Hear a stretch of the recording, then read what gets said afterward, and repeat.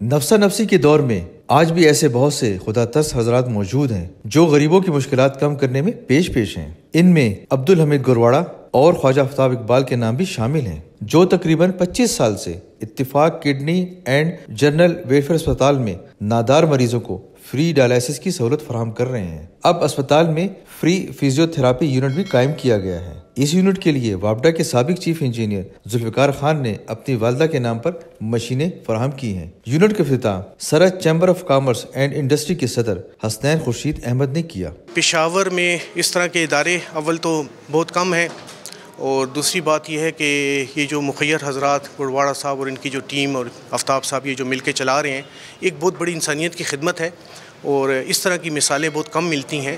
اور چونکہ ہماری گورنمنٹ بھی کافی ویک ہے فائنینس وغیرہ میں، تو اس لیے ان کی بہت بڑی ایفرٹ ہے، اور یہ اس چیز کی انتہائی ضرورت ہے بھی اور آئندہ بھی رہے گی۔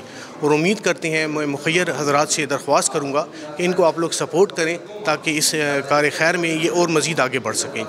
اتفاق کڈنی ہاسپٹل کا جیسے کہ آپ کو پتہ ہے کہ یہ ایک خیراتی ادارہ ہے، اور یہ مفت علاج اور اسپیشلی ڈائلسس پہ جو ہمارے مریض ہوتے ہیں ان کے لیے یہ ایک نعمت سے کم نہیں ہے۔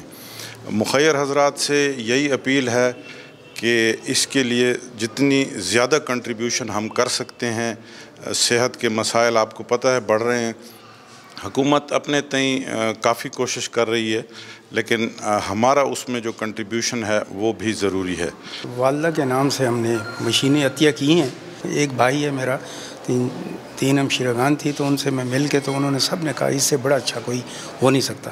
تو میری مخیر حضرات سے بھی یہ اپیل ہے کہ اس کار خیر میں جتنا بھی وہ بڑھ چڑھ کر، کیونکہ جی دنیا تو آج ہے کل ہمارے لیے نہیں ہوگی، لیکن ایک عطیہ کر دینا وہ ایک صدقہ جاریہ ہوتا ہے۔